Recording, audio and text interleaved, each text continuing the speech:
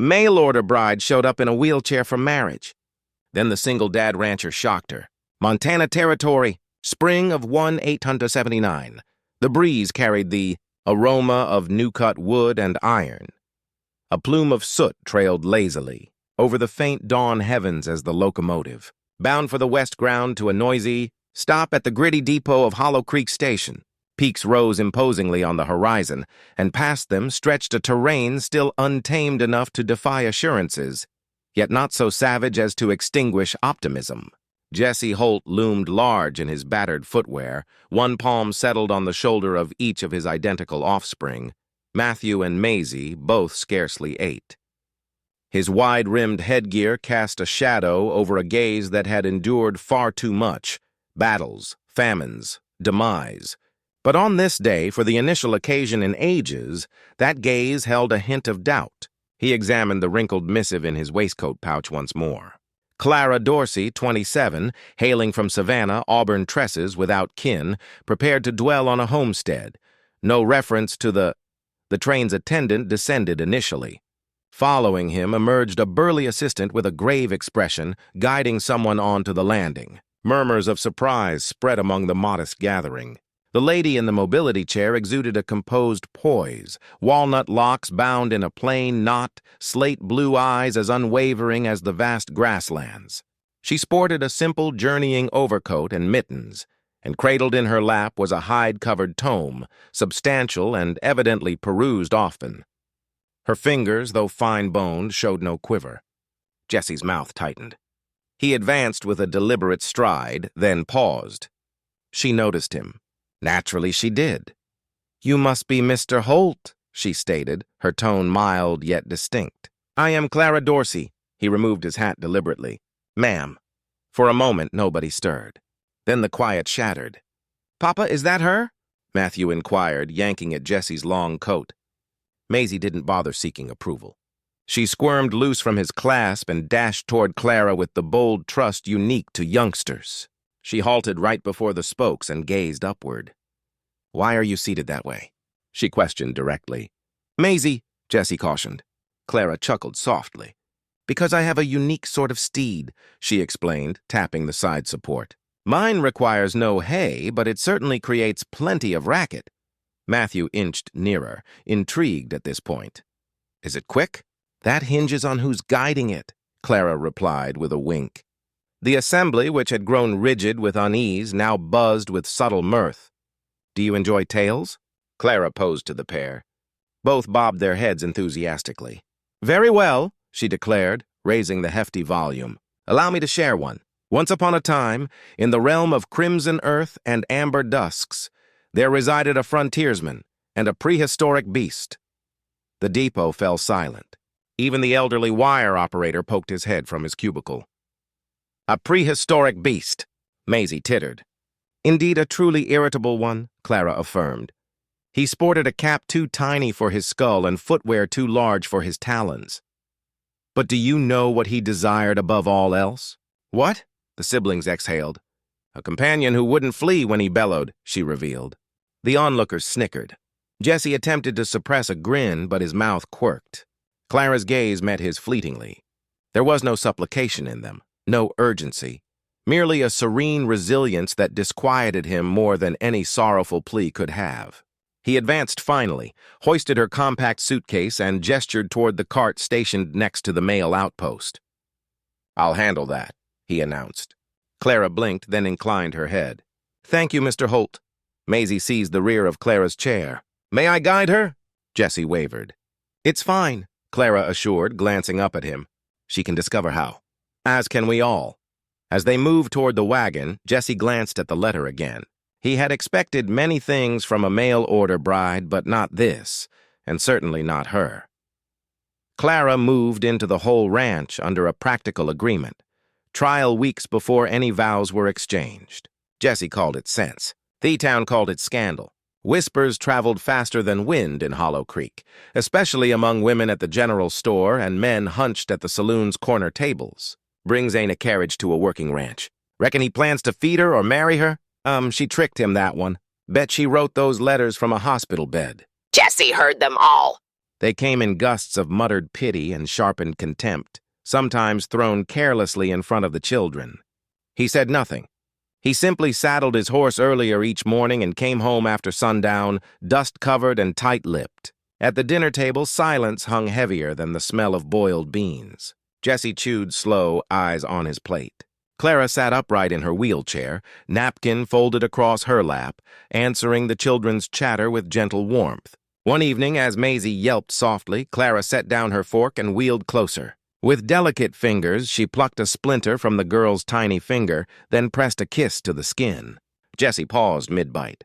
He looked up, really looked, and saw not a woman broken, but a woman who healed without being asked. That night, he sat on the porch long after the children were asleep, lantern dim beside him. He could still hear her laughter with them, soft and unrushed. Something in him twisted, unfamiliar and unsettling. Inside the house, Clara wrote, "The journal became her shelter." It absorbed her thoughts when Jesse avoided her eyes. It heard the cruelty of the town before her lips could. It knew her shame about the deception, using her sister's name, hiding what she could no longer hide. And still, she wrote, "I do not blame Jesse." One entry read, "He never asked for this. I do not think he knows how kind he is when he says nothing cruel. That in itself is rare." One late afternoon, Clara forgot to return the journal to her room. It lay on the corner of the kitchen table beside folded laundry and a half-eaten biscuit. Jesse entered, shirt damp with sweat. He reached for a cloth, his hand brushing the leather cover. He hesitated, drawn not by curiosity, but by weariness, by a need to understand the silence that stretched between them. He opened to a random page. "I know he regrets. I see it in his shoulders, the way they carry more than cattle. I do not blame him. I'm not what he expected. I am what no one expects. But the children laugh when I read, and that is more than I thought I'd find out here." His grip tightened around the journal. Another page. "I used her name because mine felt poisoned.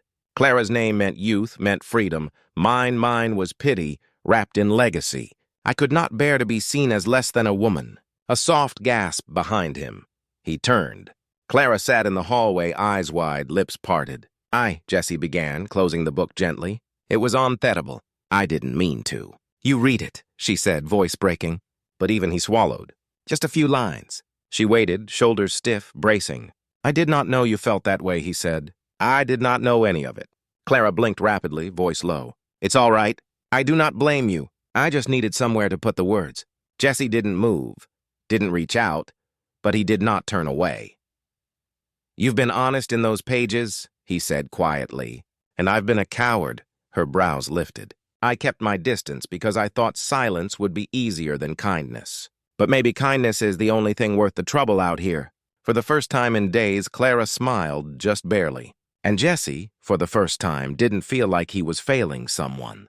Not entirely. Outside, the wind picked up, rustling the barn's tin roof. Inside, something softened. The morning was still young when Jesse heard hooves and wagon wheels outside the barn. The mail carrier handed him Asmall bundle, mostly supplies, and one letter in delicate cursive. He paused. 2. Eliza Dorsey from Clara Dorsey. Hestered at it before walking back into the house, boots heavy on the wooden steps. Clara, or whoever she truly was, sat by the window with a basket of sewing. Her hands stilled when she saw the letter. Jesse didn't speak, just held it out. She looked from the envelope to him, her lips parted. "My name is Eliza," she said softly. "Clara is my younger sister." Jesse didn't sit. He waited. Eliza exhaled slowly. "My father was Judge Dorsey. He sentenced more men to hang than any other judge in the South. He made enemies. One day they came for us." Her hands gripped the wheelchair armrest. Her voice was steady, but Jesse noticed her throat move when she swallowed. "They broke in while we were alone. I pushed Clara behind me. One of them grabbed me. I fell from the second-story balcony. Broke my spine." She lifted her chin. "I lost more than my legs. I lost my place in the world. I became someone who needed help. Someone they pied." Jesse's gaze didn't flinch. He listened. "When Clara got married, she let me use her name. Said it was my only chance. I didn't want to deceive you. I just wanted someone to meet me without seeing the chair first." She held the letter to her chest, her voice steadied. "I didn't come here to trap you. I came to prove I am still a woman, that I can give something, that I deserve to love and beloved." Jessie stayed silent. Eliza thought he might walk away, but he stepped forward and knelt, meeting her eyes. "I'm not angry that you lied," he said. "I'm angry you thought you weren't worth the truth." Her breath caught. "From now on," he added, "live with your own name." Eliza's fingers tightened around the letter, but she didn't look away. Jessie reached out and placed his hand on hers. No pressure, just presence, a warmth that said, "I see you." The silence shifted. Not a wall, but a bridge. That night, the house was quiet. The children had gone to sleep early, worn from chasing fireflies. Jessie knocked gently, entered with Asmal tray, a single cup of chamomile tea, steam curling. "I made this," he said. "Well, tried." Eliza raised a brow. "You made tea?" "I did." He handed her the cup. "No one died." She smiled, holding it. Jessie stood at the window, arms folded. "My wife, she was sick for years. Strong and stubborn, but nothing could stop what was coming. She passed before I said what I should have." Eliza listened. "I told myself I'd never love again, that it was safer." He turned, eyes shadowed but clear. "But then I saw how you hold my daughter's hand, how you read stories like their hearts matter, and I thought, maybe some things are worth the trouble." Eliza looked down at the tea. "Maybe we're both broken," she said. "Two splinters in the same world." He nodded. "But broken pieces can still build something." "Well," she looked up, smiling. "Thank you for calling me by my name." Jessie gave a small nod. "Good night, Eliza." "Good night, Jessie." And for the first time since arriving in Montana, she felt something that wasn't survival. It felt a little like beginning. The next morning, Eliza was up before the sun crested the distant hills. The house was still, save for the rustling of the wind through the shutters. She had learned to move quietly, wheeling herself across the creaking wooden floors with practiced ease. By the time Jessie came in from the barn, the children were already sitting at the kitchen table, their small fingers clumsily twisting laces under Eliza's guidance. "You cross it like a little log bridge," she said patiently, demonstrating on one of Matthew's boots. "Then the bunny goes under. Just like that." Matthew furrowed his brow. "But why does the bunny go under?" "To find the carrot, of course," Eliza said, smiling. Jessie paused at the doorway, taking in the scene, his children laughing, completely absorbed in her presence. His eyes settled on Eliza. There was flour on her sleeve, a smudge on her cheek, and a ribbon hanging from her pocket. Later that evening, Eliza sat with Maisie on the porch, carefully brushing and tying the girl's hair with a faded sky-blue ribbon. "This was my mother's," she said, fingers nimble despite the tremble in her wrists. "She used to braid my hair every Sunday morning." "Did she make you pretty?" "She made me feel pretty," Eliza replied softly. From the corner of the barn, Jessie watched. He had gone there to fetch tools but found himself rooted, listening to the softness of her voice, the way Maisie leaned into her side. He had not realized how often the sound of laughter had left this house until now. One afternoon, while the sun cast gold over the dry field, Matthew tripped on a stone running through the yard. His cry rang out sharp and sudden. Eliza moved instinctively. She pushed the wheel shard, reaching out from her chair just in time to catch him before he hit the ground. The boy was safe, but Eliza wasn't. Her chair tipped, with nothing to brace. Her fall, she collapsed onto the dirt, arms still wrapped protectively around Matthew. Jessie, emerging from the stable, broke into Aaron. When he reached them, he found Eliza lying in the dust, face smudged, skirt torn, her body curled instinctively around his son. "You all right?" he asked, dropping to one knee. "I have had more graceful days," she said with a breathless chuckle. He reached down, and with a gentleness that surprised them both, lifted her into his arms. Her weight felt lighter than expected, but solid, real. She smelled of lavender and dust. As he carried her back toward the porch, Eliza said, cheeks flushed, "I thought I could be a superhero today." Jessie looked down, his voice rough, but warm. "You are. You just forgot your cape." Their eyes met, not with pity, not with awkwardness, with something quieter, more honest.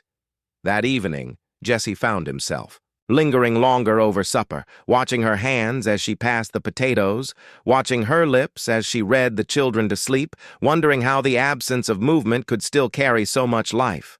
The next day, the weather turned dry and still. The children played near the old grain shed, while Eliza sat beneath the shade of a cottonwood tree, a journal in her lap. Then she heard the hiss. At first it was faint, a whisper against the grass, then sharper, urgent. She turned her head. Near the shed, a rattlesnake coiled low in the brush. Maisie stood just feet away, back turned, humming as she gathered wild flowers. Eliza's heart slammed against her ribs. "Maisie!" she shouted. The girl didn't hear her. Eliza scanned the ground. No rocks, no stick, only her journal, her ink bottle. Without thinking, she grabbed the thick glass inkwell and hurled it. The bottle sailed through the air and struck the snake's head with a sickening crack. Maisie shrieked, stumbling backward. Jesse came tearing out from the barn. By the time he reached them, Eliza was already wheeling herself forward, face pale, arms shaking. Maisie ran straight into her lap, sobbing. "I heard it," the girl whimpered. "It was so close." "I know, baby, I know," Eliza whispered, cradling her. Jesse stood frozen, eyes on the broken glass, the lifeless snake, the woman who had saved his daughter without hesitation. "Mama Eliza!" Maisie sobbed. "Mama Eliza!" Jesse's breath caught in his throat. He did not speak. He could not, because in that moment words would never be enough. The town of Hollow Creek had always kept to its quiet routines. Sunday sermons, cattle auctions, and gossip that flowed quicker than spring runoff. But Eliza's presence on the Holt Ranch had stirred something deeper than curiosity. It stirred discomfort. At the general store, women whispered behind sacks of flour. On the chapel steps, men with calloused hands exchanged frowns between puffs of tobacco. "She's crippled," one muttered. "Mail-order bride." "My foot." She conned her way into his house. Poor Jesse. A man like him could have married up. A proper woman. Should have picked that nurse girl, Linda May's daughter. She's sweet and whole. It wasn't long before someone organized a town meeting, not official, just a gathering, as they called it, in the old schoolhouse near the well. Jesse was invited, expected, pressured. He showed up. The room smelled of chalk dust and pine. About 30 townsfolk filled the benches, storekeepers, ranch hands, housewives, and Pastor Clayton seated up front like a judge waiting on a verdict. Jesse stood by the door, arms folded, face unreadable. Mayor Hawthorne cleared his throat. "Now, Jesse, we're here because folks are concerned about what?" "About your situation," said a woman with tight lips and tighter hair. "You have 2 young children and a ranch that needs running. And that woman? And that woman, her name is Eliza," Jesse cut in. Another man stood. "You're a good man, Jesse, but it's not too late to reconsider. Linda May's daughter is still unwed. That girl's a healer. Eliza's," he trailed off. Jesse unfolded his arms and stepped forward, boots echoing across the old wooden floor. "She's what?" he said. "A woman who can't walk. A woman who reads to my children every night, who taught my son to tie his boots, who threw a glass bottle at a rattlesnake to save my daughter." There was silence. Jesse looked around slowly, letting the weight of his words settle. "You want me to throw her out because she doesn't fit your picture of perfect?" His voice hardened. "Then you do not know what real strength looks like." No one answered. Jesse took one last look at the room and walked out without another word.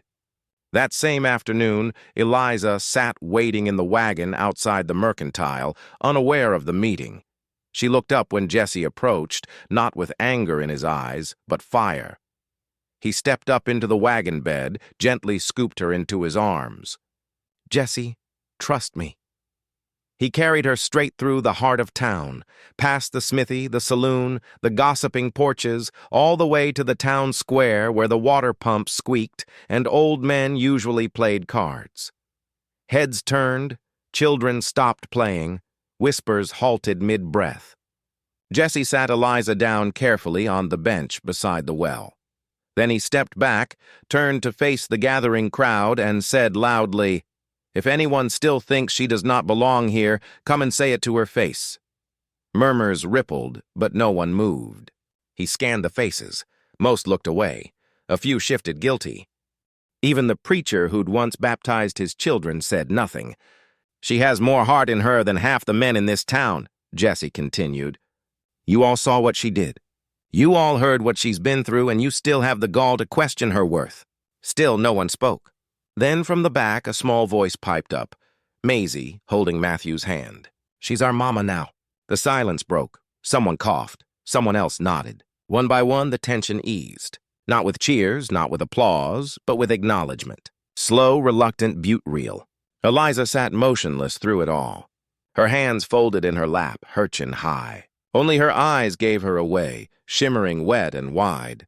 Jesse walked back to her, leaned in close. "They needed to see," he murmured. "What I already know," she whispered. "And what is that?" "That you've already made this place home." The sky that evening turned the color of bruised fruit, heavy, low, and restless. A storm had not yet come, but something else had. A stranger rode into Hollow Creek with a limp and a crooked jaw. He tethered his mule outside the saloon, dusted off his coat, and ordered whiskey like he owned the land.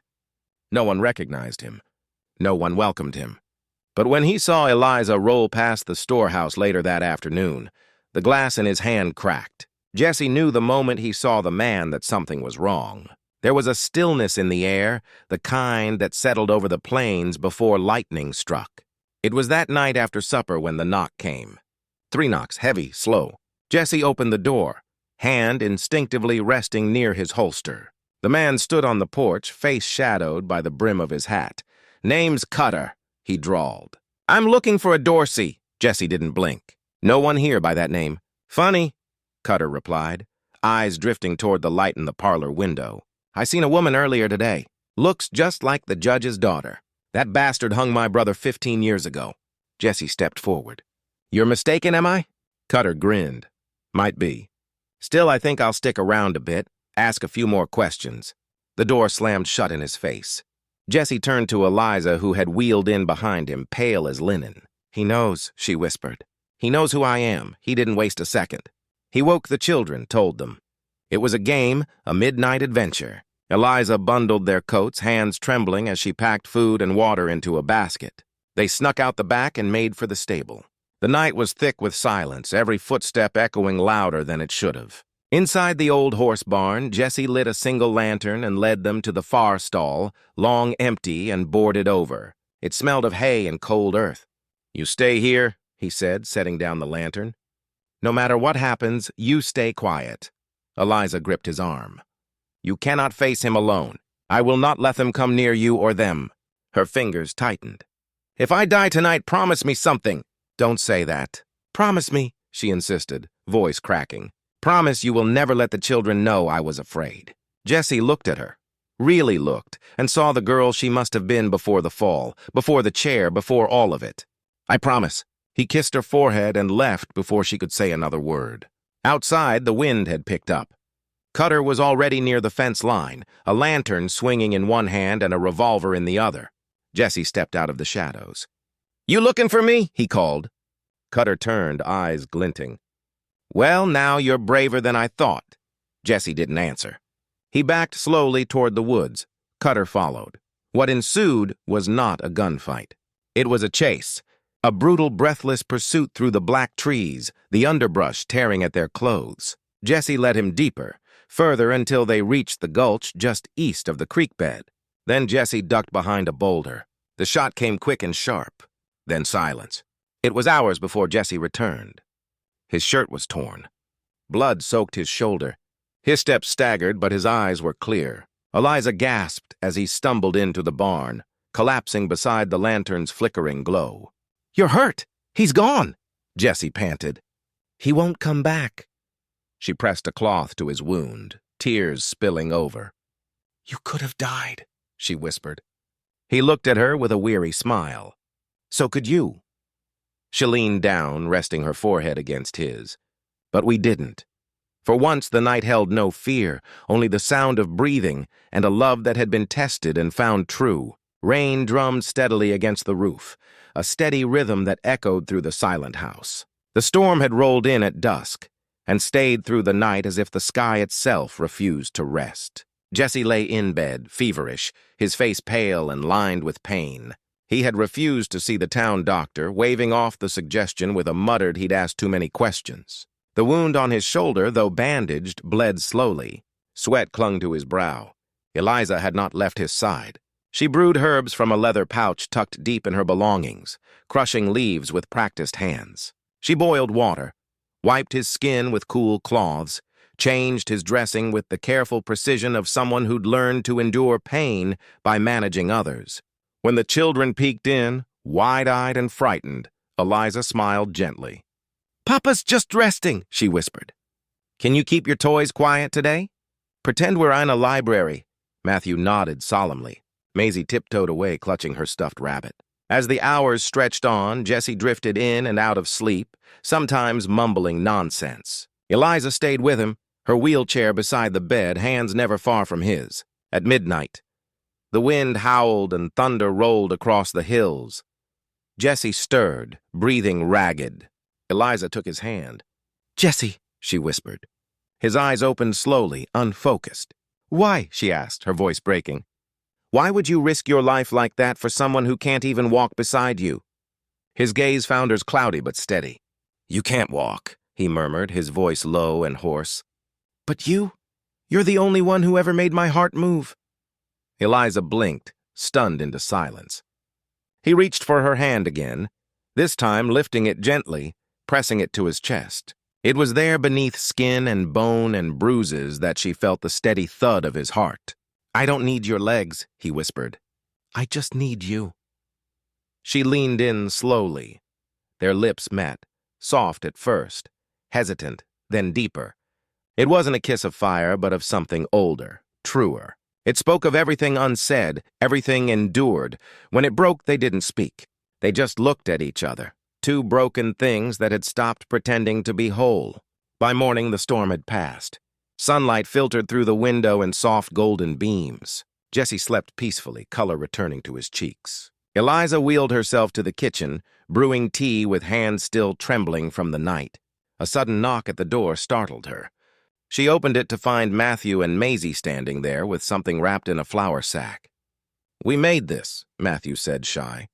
Inside was a scrap of cloth stained with watercolor paint and dirt smudges. On it in crooked letters were the words, Mama Eliza, thank you for saving Daddy. Eliza stared at the words, unable to speak. Maisie hugged her leg gently. We want you to stay forever. Tears slipped down Eliza's face, but she didn't hide them. For the first time, she didn't feel like a guest or a burden or a woman pretending to belong. She felt like she was home. The air smelled of wildflowers and fresh bread. The sky was clear, the breeze gentle. It was the kind of morning that felt like a promise. The town had gone quiet after the storm. Not the one in the sky, but the one that passed through hearts and changed a place forever. No one spoke ill anymore. If they did, they kept it to themselves. So when Jesse Hull announced he was marrying Eliza, not the mail-order bride, not the woman in the wheelchair, but Eliza Dorsey, there were no protests, just nods, just quiet understanding. The ceremony was simple, just as they wanted. They chose a clearing near the edge of the ranch, where wildflowers grew in lazy rows, and the grass bent softly underfoot. Asmal arch was made from old barnwood and woven with vines. A quilt lay underfoot, stitched by the hands of women who once doubted, now offering silent blessings. Eliza wore a plain white dress handmade by the pastor's wife. Her hair was braided neatly, pinned with sprigs of baby's breath. In her lap, she held a bouquet of dandelions, daisies, and 2 bright red poppies, picked that morning by Matthew and Maisie. Jesse stood beside her in his cleanest shirt and boots, still dusty from the land he worked. His eyes never left her face. Guests arrived slowly, at first just a few. The pastor, the general store owner, a shy widow with a fresh pie in hand. Then more neighbors who had once whispered now came with casserlies and soft eyes. No speeches, just presence. The pastor cleared his throat. "We are gathered here," he began, "not to celebrate perfection, but the courage of choosing love, even when it comes with scars, even when it walks a different road or rolls its way to the altar." Eliza smiled. Jessie reached for her hand. The pastor continued, reading from scripture, then paused. "If anyone here has cause to object to this union, speak now or forever hold your peace." Silence. Not the stiff kind, but the full kind. Reverent, accepting. Jessica knelt slowly, carefully before her. He took her foot gently in his hand, the foot that felt nothing, the one she had once cried over in secret. He pressed his lips to the top of it, then looked up and said, "Loud enough for all to hear." "These are the strongest legs I've ever known." Eliza's hands trembled. She tried to speak, but no words came. Just tears. Happy, honest, healing tears. The ceremony ended not with applause, but with Jessie lifting her from the chair and carrying her into the field of flowers, there under the vast Montana sky. He twirled with her in his arms. It wasn't graceful. His boots stumbled and her bouquet slipped, but they laughed. Oh, how they laughed. The children clapped and danced circles around them. And in that wild meadow, with nothing more than sunlight and love to bind them, Jessie and Eliza danced their first waltz, not as broken souls, but as two people made whole by choosing each other. And so, beneath the open sky and among the wild flowers of Montana, Jessie and Eliza proved what the town and perhaps the world had forgotten. That love does not walk on perfect legs nor hide behind flawless pasts. It simply shows up, stays, and chooses again and again. If this story moved your heart, if it reminded you that even the broken can be beautiful, then we invite you to be part of something more. Subscribe and hit the hype button to support soul-stirring stories, where we bring you unforgettable tales of love, loss, and the wild human spirit. Because out here, where bullets missed but hearts didn't, every story deserves to be felt. Every soul deserves to be stirred.